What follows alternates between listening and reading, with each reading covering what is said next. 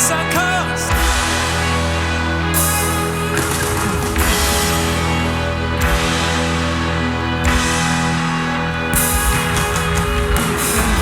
Maybe I'm just homesick, wondering where home is when sadness is romanticized, human nature's blinking the eye.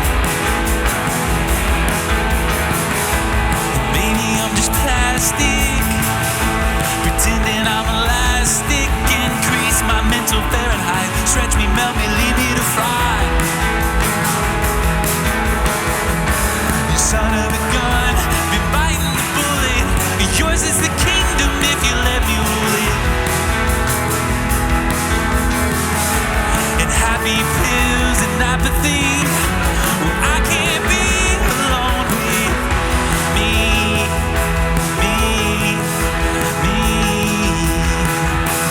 Maybe we're just New Year's resolutions, making up problems, making up solutions. Maybe we're a day train living in the nighttime, staring at the dark, waiting for some sunshine. Maybe I'll be fine. Maybe I'll be just fine. Hey, nothing is a sure thing, as Mother Nature's mood swings, unwind me like a VHS, pull the plug and TiVo the rest. You pushy tail and wide-eyed, you're the bottle by my bedside. I named you 50 milligrams, hold you in the palm of my hand. Well, I named you 50 milligrams and hold you in the palm of mine. Hey, maybe we're just New Year's resolutions, making up problems, making up solutions. Maybe we're a day train living in the nighttime, staring at the dark, waiting for some sun. Maybe we're just New Year's resolutions, making up problems, making up solutions. Maybe we're a hairline going through some hard times, take this puppy west to a red wine skyline. Maybe I'll be fine. Maybe I'll be just fine. Hey!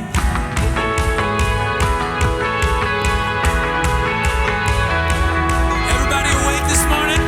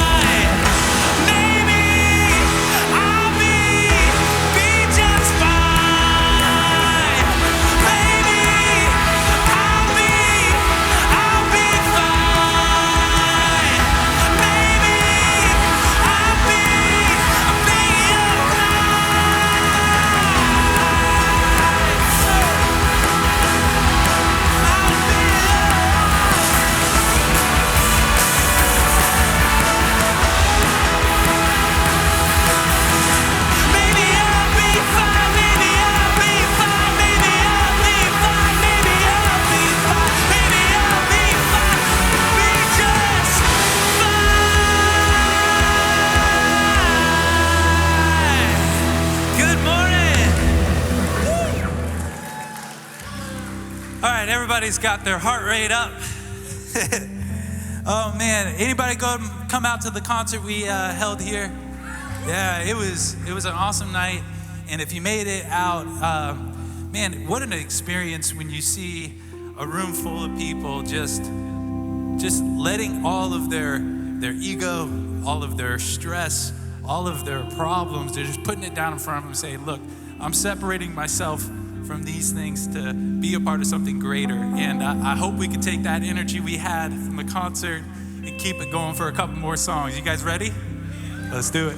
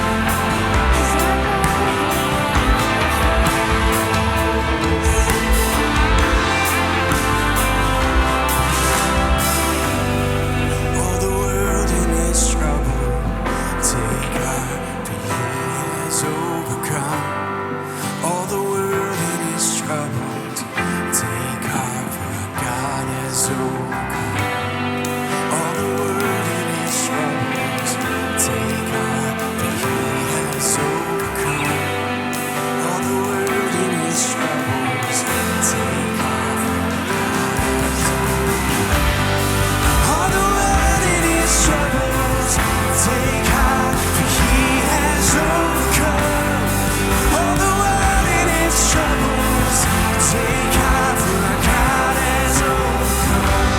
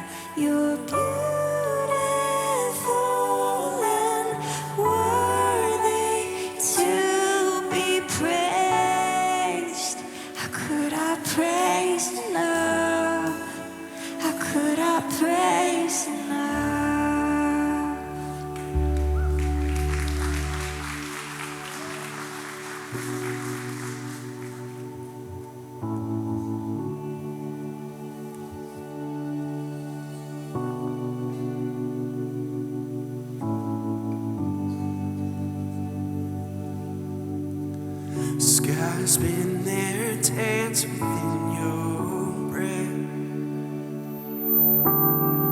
And time runs its race within your head. And my mind runs wild to comprehend what no mind on earth could understand. Come on, sing this out. Your ways are higher, your thoughts are wilder.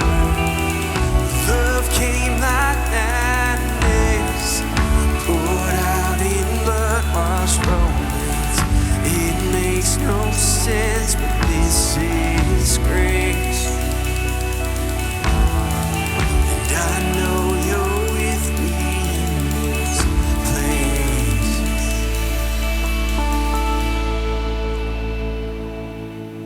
Here, now, all I know is I know that you are here now. Come on. It's still my heart, let your voice be all I hear now. Your spirit breathe like the wind, come have your way. 'Cause I know you're in this.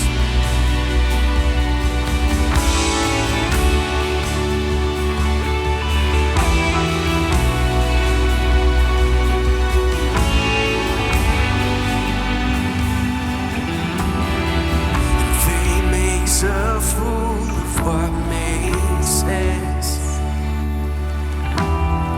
but grace found my heart where logic ends. And my mind runs wild to comprehend what no mind on earth could understand.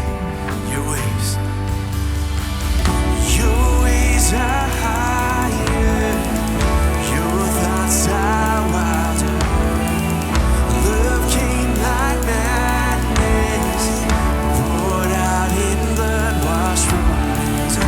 It makes no sense, but this is grace. And I know you're with me in this place. Now, all I know is I know that you are here now. It's still my heart, let your voice be all I hear now. The spirit breathe like the wind, come have your way. 'Cause I know that you are here now. Heart and soul, God, I know that you are here now.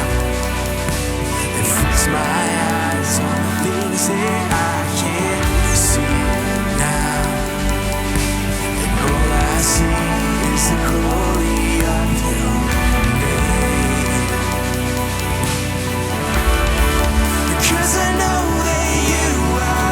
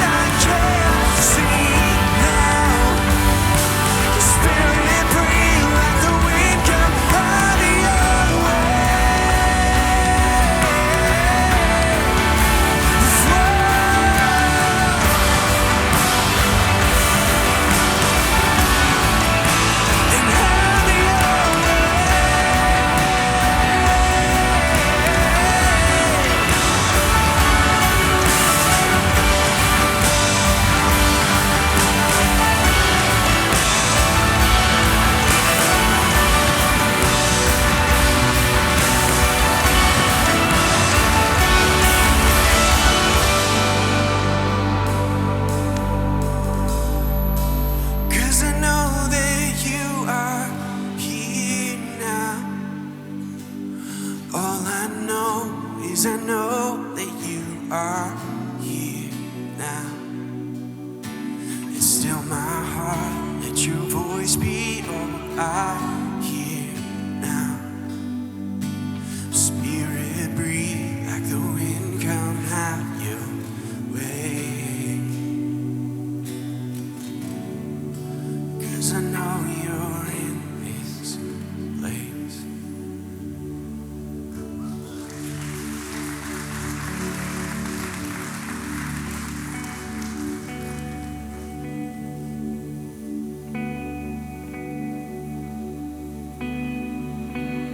You are light, dwell inside the darkness, a place where my heart is scared. You call me there.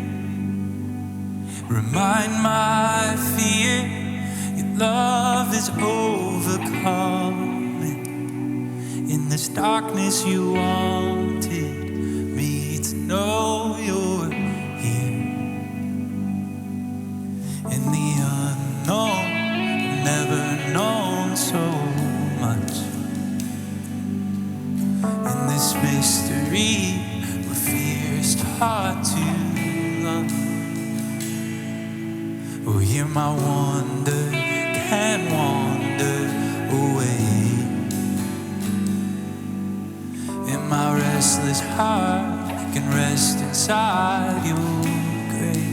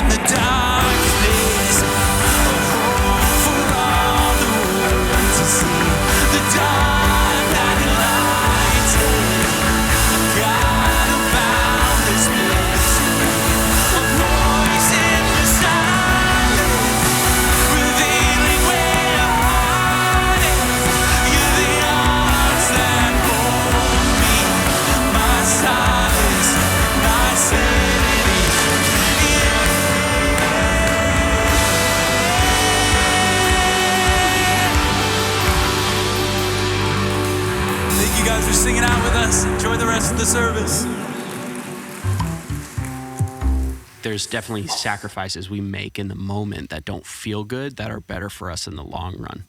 And obviously a natural one for you and I is any sort of fitness, because it's something that's just a part of our lives. And does it hurt? Yes. Does it suck to wake up early in the morning and go to the gym? Absolutely. Yes. But overall and in the long run, this is a better way to live. Yep.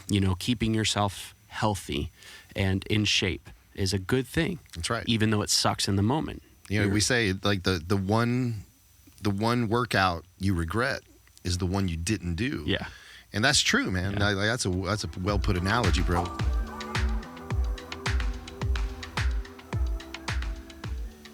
Good morning, Suncoast.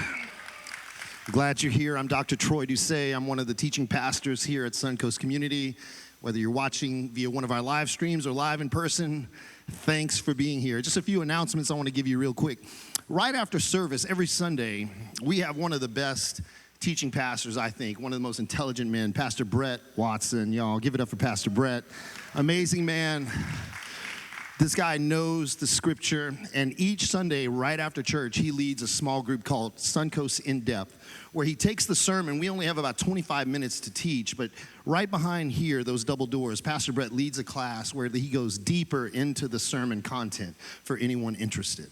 So if you want to join in right after service, just go into the VHQ is what we call it, and Pastor Brett will be there to go to some deeper depths of the sermon content, man. It's going to be awesome. Also, if you're a guy, a man, this Tuesday at 5:30, we have a men's group that is going to be meeting right at our new ministry partner called 81 Oaks. It's our assisted living facility that is not a part of the church, but it's going to be a ministry of the church as we move forward. So this Tuesday, May 2nd, 5:30, right west of our campus here at Suncoast Community, we're going to have 100 pounds of boiled crawfish. I'm making my world famous Cajun gumbo for anyone who wants to come. So if you're a guy, show up 5:30. I'd love to see you and shake your hand. It's going to be an amazing time. This week, we are in week 3 of a 9-week sermon series that we're calling Practical Prescriptions. And these are just 9 practical applications for things in our life, lessons in life that I believe most of us can use. Because as Pastor Larry said when we were discussing this, he says, these are lessons for people who want more out of life. These are lessons for people who realize maybe there's something missing that could enrich my life and make my life more meaningful as I attempt to follow God closer. In week 1, Dr. Bacham reminded us that God has created each one of us with unique gifts and talents, passions. But yet it's often the natural tendency of humans to be risk averse, to play it safe. And we hide our dreams. We bury our dreams and our passions, sometimes in fear or reluctance or the fear of opinion of other people. And when our dreams are buried and hidden, it's not only us who suffer, but it's the world who suffers from the dreams that have died, maybe with us. And Pastor Larry reminded us to dig up those talents, give them to God, let them live. Last week, if you were here, I got to speak to you about this concept of pulling the tooth. If you've ever had an infected tooth or toothache, we know that it can infect and affect the rest of your body. It consumes your thoughts that all you can think about is really, how do I get well again? But yet, if we look at that analogy as like representing maybe some sort of relationship in my life that's toxic, maybe some belief I have about God that is harmful, or maybe something that stands in the way of me becoming all that I can be. We understand this from life, that the most successful people in life have made the decision to pull the tooth, to get the toxic situation out so that I can become all God's created me to be. And how do we do it? We pull the tooth. I said this was probably one of the most powerful things I said last week as we deal with trying to remove things from our life that harm us or hinder us. I will either transform my pain or I will end up transmitting it to others. I got so many emails and so many encouraging texts from that one line last week. I think it spoke to a lot of people that we need to change our mind about the pain that we may be going through. You have the power to do that, and it bleeds right into this week's sermon. I'm calling this Play the Movie. If If you have the prescription card in front of you, here's what it says. You can take one home, put it on your fridge, or somewhere where you can see it on your mirror every day. It says this: play the movie. Make a decision today that your future self will thank you for tomorrow, and enjoy the journey. Your life, I want to compare it. How many guys like movies? I was at the movies with my children. They're here this weekend with me. We went to the movies, and we watched this scary movie, and I didn't know how it was going to end. But you ever watch a movie with someone who's already seen it, and they spoil it for you? You're really resonating with this character, and you're like, man, I really like this guy. I really find myself in this character. And your friend's like, yeah, he dies in a couple of minutes, you know. And you're like, so will you, you know. But this idea here is, it's your life.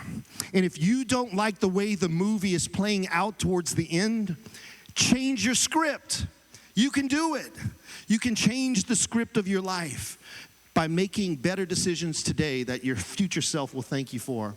There's a story of this old gentleman.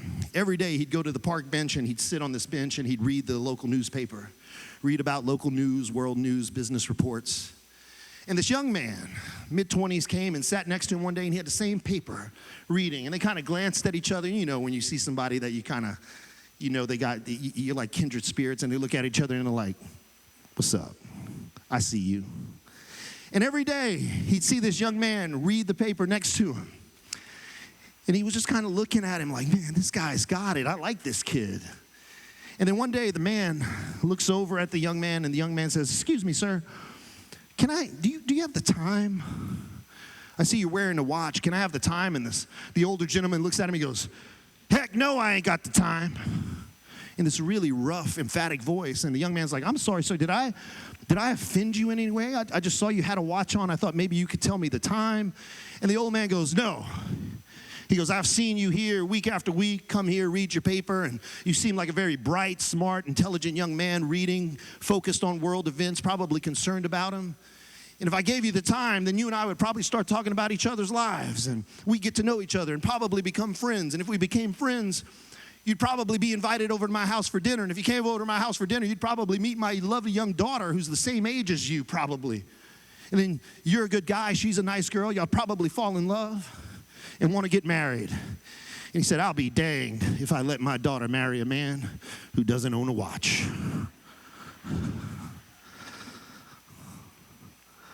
Play the movie means the decisions you make now affect our tomorrows. And there's a lot of pressure there. One bad decision today can affect my entire life. But also one good decision today can affect my tomorrow. We make decisions every day that affect our future that we can't even see in the reality of the moment of now. And my question to us today, Suncoast, is this: what would you want your tombstone, epitaph, to say about you? What do you want it to say as people come to your gravesite to remember you? Do you want it to say, here lies Dr. Troy Doucet, a PhD in philosophy from the University of Texas, a double master's degree in philosophy and theology from Criswell College, postgraduate work at the University of Oxford in England, $2 million in his diversified investment portfolio? Heck no. I want my life to be remembered as a loving husband, an awesome father, an amazing teacher and pastor. That's it. Simple. Nothing grandiose about my life that's really unimportant. The most important things about me often have nothing to do with me. Imagine if I told you, Brett, I was like, hey, Brett, I'm Troy. How are you? Hey, Troy, tell me about yourself. Well, I'm a dad. And Brett would go, well, really, how many kids do you have? And I went, none. That'd be a strange response. Who I am, who makes me kids, who makes me a father? My children do. Imagine someone met me in a store. Well, Troy, what do you do for a living? Well, I'm a pastor. Really? Where are you a pastor? What church? Oh, no church. You as a congregation, a community, make me a pastor. Most of the most important things in my life have absolutely nothing to do with what I dictate about myself, but you guys make me who I am. My wife makes me a husband. My children make me a father. The Apostle Paul reminds us about this idea of playing the movie of our life and making the decisions that are wise and thoughtful. Look at what he writes to the Ephesians. He says this: Awake, O sleeper, rise from the dead, and Christ will give you light. But be careful how you live. Don't live like fools, but live like those who are wise. Make the most of every opportunity in these evil days. Don't act thoughtlessly, but understand what the Lord wants you to do. Paul is telling us this important concept theologically here and practically. The most important aspect of our time on earth, which is a blimp in the history of everything, is that the moments that matter most to us are actually the moments that we are in this very moment. We humans have a tendency to sort of project to the future, right? We want to think about how our investment works out, who my children will marry, or whatever the case may be. We project into the future. And we also live somehow in the past, right, with some maybe regret or remembrance. And the most important time we have is this now, the moment of now. It's the moment that we exist in. In my dissertation for my PhD work, I wrote about this philosopher from Germany. His name is Martin Heidegger, and he coined this term called Dasein. Dasein, being there. The there-ness of being there, fully present, fully engaged, knowing that this moment that I live in now is probably the most important moment of my life because it is the moment that I am alive. And as we follow Jesus, even Paul writes this saying, I have to work out my salvation daily, moment by moment. Some have suggested that, this idea of time is very scrupulous. It's very dubious. What is time? Is it the thing on my watch? Is what tells me where the sun is in ratio or aspect to the earth? I agree with St. Augustine. St. Augustine of Hippo said this, I understand time until I start trying to think about it. Isn't it funny? How many guys can relate to this? When you're young, time goes really slow. You know what I'm talking about? How many guys have kids and they're bored, like 10 minutes into a shopping trip, and they're like breaking stuff in the store already? Got to touch everything. But when you get older, what happens to time? Speeds up. We even have a saying like, where did the time go? Where did the time go? Time is a very scrupulous thing. But yet we know that the moment we live in now is the moment that's most important. Why? Because point one, if you're taking notes, is this.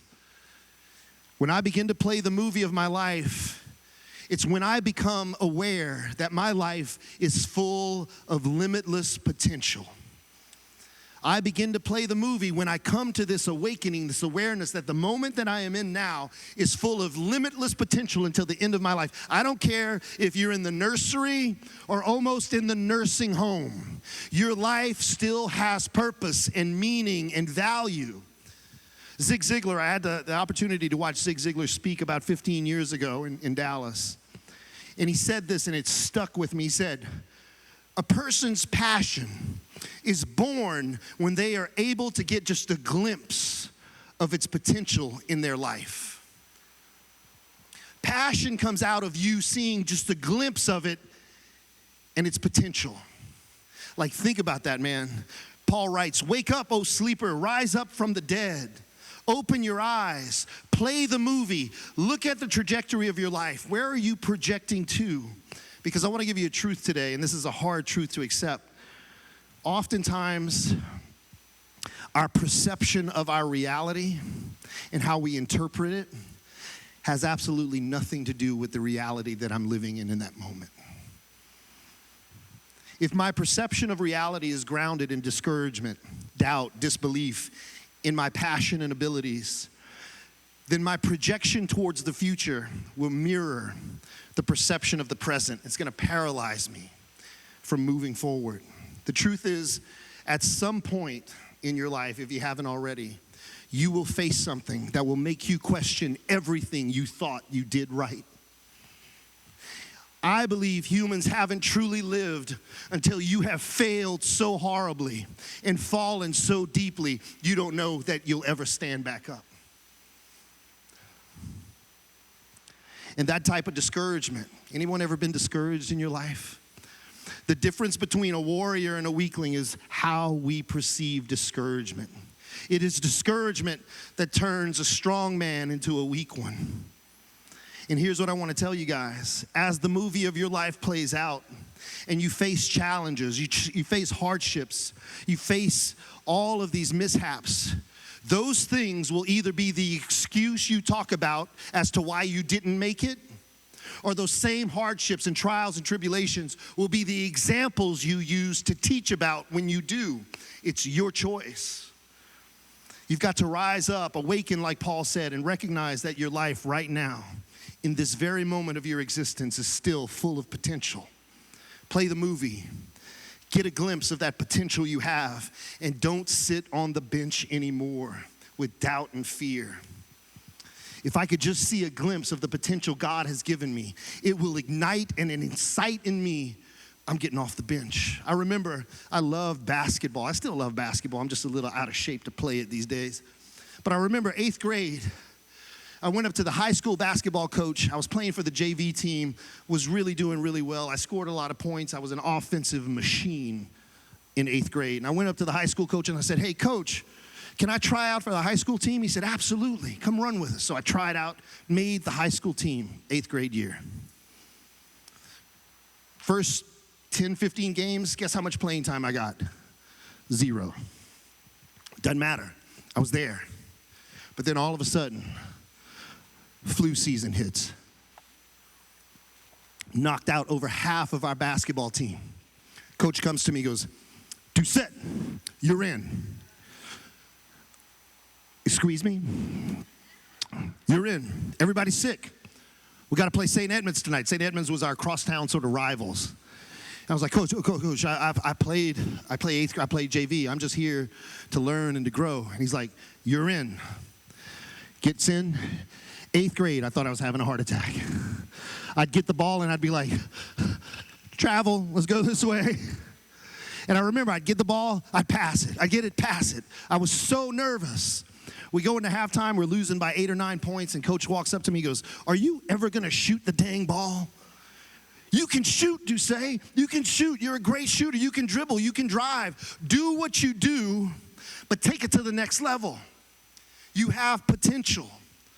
And I'll never forget, man, I'm playing point guard, and I cross, the circle at the half-court line, and I crossed, and I did the dumbest thing any point guard could do when you cross half-court. I picked up my dribble, and I'm stuck. And I'm looking around, and everybody's moving, and even the guy guarding me from the other team went, dummy, and backed away. And I could hear, people laughing. What's this little 8th grade dude playing with these high schoolers? And something rose up in me. And from half court, I went, swow, nothing but net. And the crowd went, yeah. That second half was a different game. I scored 18 points. The other team was like, where the heck did this kid come from? Why? That one shot gave me a glimpse of the potential. Now, am I bragging? No. It was always there. But something had to get it out of me. When I begin to play the movie of my life and I become aware that my life, even now, has potential, pray that God shows you the potential you have. Just give me a glimpse, God, and watch what happens, man. Your life will be ruined for his goodness and glory. Point number 2, every decision I make now is but one scene that will affect later episodes of my life. Look at what Paul says. Be careful how you live. Don't live like a fool. Make the most of every opportunity. Don't act thoughtlessly. He is emphatically calling for people who follow Jesus to consider every action we make, every decision we make, to be drenched in this type of spiritual awareness that what I do today affects me tomorrow. What I do right now. And it's when I open myself up to God's leading, when I pray and say, God, I need you to sharpen my spiritual attuneness, because I want to make decisions that are good for my life. I want to make decisions that my future self tomorrow thanks me for. There's some good concepts I want us to kind of be aware of that are practical, that are theological as well. Being aware that you have potential is just one part of it. Awareness has to lead to action. You have to take action. For instance, When I become aware that God loves me, period, there's nothing I could do to make God love me any more or any less. God has always and always will love me, no matter what. There's no prayer I could say. There's no repetition I could say. There's no rosary to pray. God loves me, period. And it's that awareness of that love that begins to make me act in accordance, like, wait, I've never felt love like this before. So now I take action. I begin to worship. I begin to lift my hands. I know some of you, I sit right here on the front row, and probably some of you are like, golly, that dude's into it. Wish I could be into it. Dude, my hands are lifted. I'm like, boom, you're the light in the darkness. Do you think I'm acting? No. That passion that I have, that love that I have, that life-transforming love that God has given me has to come out somewhere. And the same passion that I have has nothing to do with my personality. It has everything to do with His presence. And I feel it. This position in worship is not about how holy you are.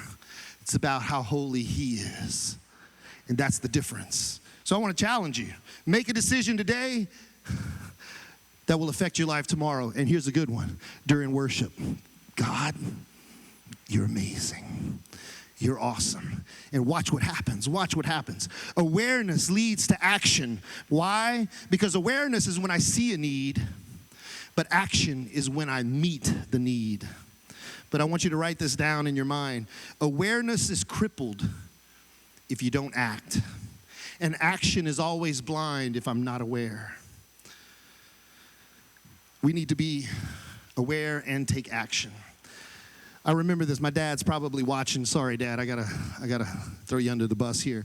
I'm a left-handed guy, so I write left-handed and everything left-handed. I'm weird like that. But my dad wanted me to be right-handed.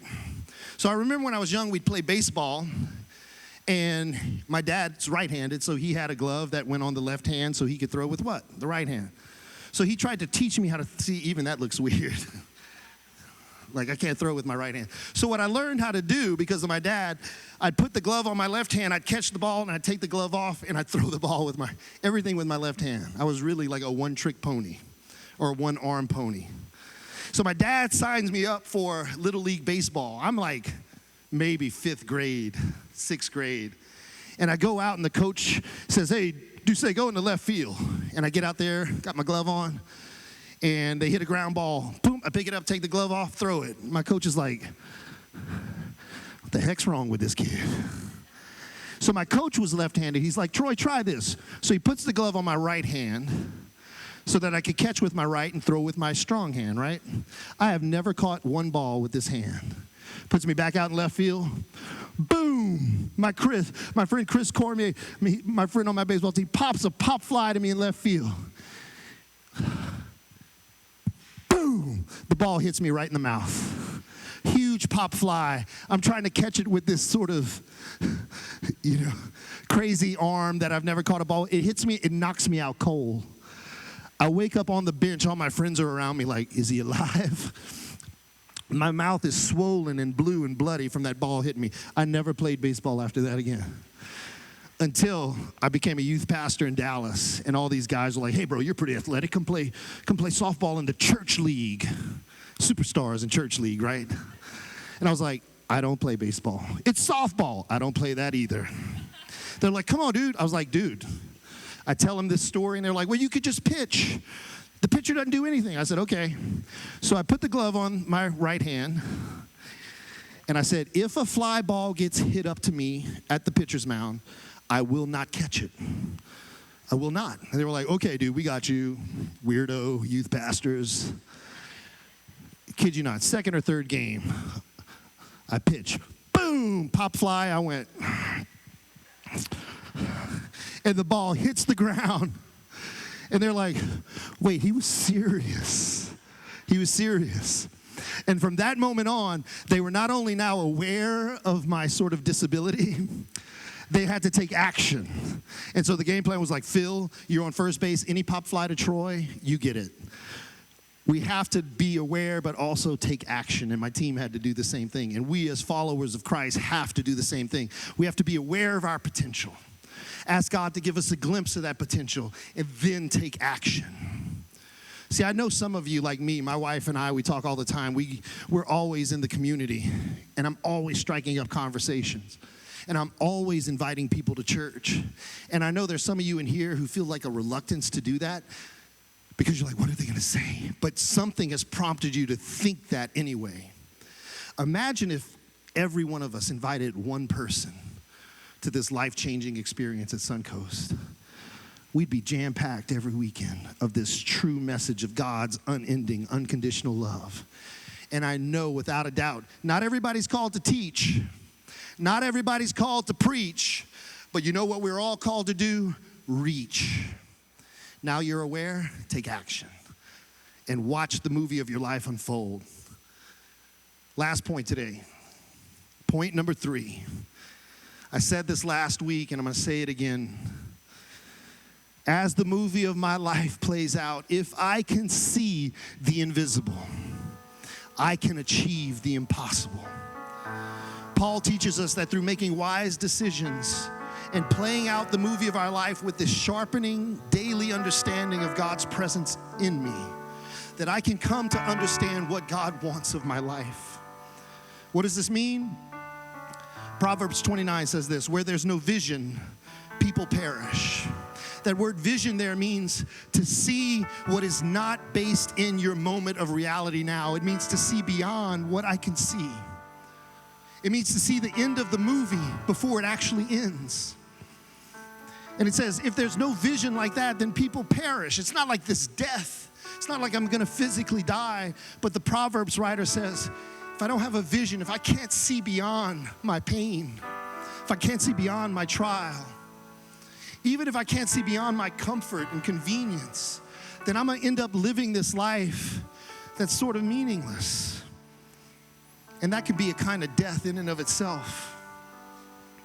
Maybe not a death physically, but a death to your dreams, a death to the movie dying out, ending before you wanted to, or ending a way you don't want it to. I remember 6 years ago when we made the difficult decision, my ex-wife and I, to separate, and I moved into a 450 square foot apartment. I needed a place to stay so my children can come visit me. I'm paying like $800 a month for this little tiny apartment, and I'm paying the mortgage on that house for the kids while we're going through this divorce. Toughest time of my life. I'd wake up at 8 o'clock in the morning, and I'd drive to college, and I would teach till like 3 in the afternoon. Then I would leave there, and then I'd drive downtown Dallas, where I would tutor middle schoolers from like 4 to 6. Then I'd leave there, and I'd turn on my Uber driver app, and I would Uber from like 7 at night to like 2 in the morning. I remember going home every night, laying in that bed and going, this movie cannot end this way. This movie cannot go this way. I hate this script. I hate it. And I remember just falling on my knees and going, okay, God, you have to show me what I cannot see in this moment. You have to show me the invisible. Because I am lost here. I'm dying here. I'm hurting.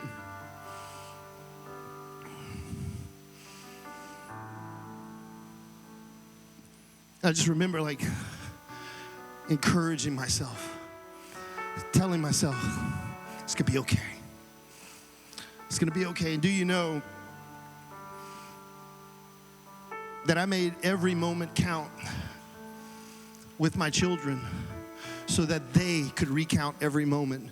My children will never know the pain I was going through in those moments. They will never know the discouragement I felt in my heart, the ideations to end my movie before it even ended. They will never know that, but you know what they will know? You know what they know to this day? To this day, they remember us cooking meals together in that little tiny kitchen, if you could call it that. They remember us squeezing in my little full-size bed in that little bedroom, trying to fall asleep with them in my arms. I remember we bought this little $5 plant stand to put on my little balcony at Five Below. You ask them about, hey, tell me about when you lived in your dad's little tiny apartment. And they don't go, oh man, Dad was in bad shape. crying every night, drinking heavily. No, they go, that was freaking awesome. It was amazing. You have to see the invisible, and you'll achieve the impossible. You may say, well, Troy, that's not impossible. At that moment, where I am now seemed absolutely impossible. Who's going to love me? 43 years old at the time, divorced, 3 children. But it was like God kept saying, I'm going to show you glimpses of what's invisible. Someone is going to love you with all of their heart. Someone's going to love your children with all of their heart. And that woman sitting on the front row today. And I go, God, please, this movie is not going the way I want it to. I have to see the invisible in order to achieve the impossible. What's your vision for your future? What vision do you have for your life right now? Are you sitting very comfortably and going, I made it? No, you haven't. Your movie's still going. God still has stuff for you to do, hard things for you to do. Start asking God, put me in positions that are difficult, God. I may have $10 million in the bank, but it doesn't mean my life is over. It doesn't mean I get to chill on Siesta Key all day. There's still kingdom work for me to do. Show me the invisible so I can achieve the impossible. You begin to do that, your life will change radically. God will become more real to you than you've ever known. Let me pray for you, Suncoast. God, I pray for my friends, my family, that they would begin to see the invisible outside of their reality, God, so they can achieve the impossible, not only for their life, but God, for your kingdom, for your glory. God, help us to be brave to do that. It's in Christ's name we pray. Amen. Stand up, Suncoast. I want to give you an illustration that I think most of us here can relate to. If you were like me, you've gone through some dark times, tough times, and maybe some of you are sitting next to the person you deeply love, but your marriage may be on the rocks. Some of you in here, maybe your job is on the rocks, and you're like, I don't know how I'm going to make this through. And you feel like your life just has no more value. Well, I've been there, and maybe you're going through it. But right here is a $100 bill. How much is this worth? $100. Right? If I go to the grocery store and I buy groceries and it comes out to $95.12, will this pay for it? Wait, I'm crumpling it up. Now what's it worth? Still $100, I would imagine. Wait, hold on, Brett.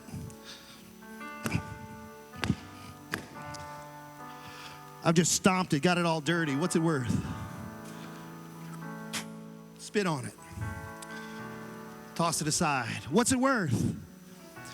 If this, through all that I've just put it through, I've crumpled it, I've stepped on it, I could cut it in half, it's still going to retain its value. And my question to you is, if that piece of paper, which we give value to, still keeps its value no matter what I put it through, how much more valuable are you to God right now, no matter what you're going through, no matter how dark it seems, no matter how hard the trial seems? Ask God to give you a glimpse of your potential so you can see the invisible and achieve the impossible. He can do it. He still works miracles in this world today, but just in a different way than we think. Your life is a miracle. Live it. Let that movie play. God bless you, Suncoast. Have a great Sunday.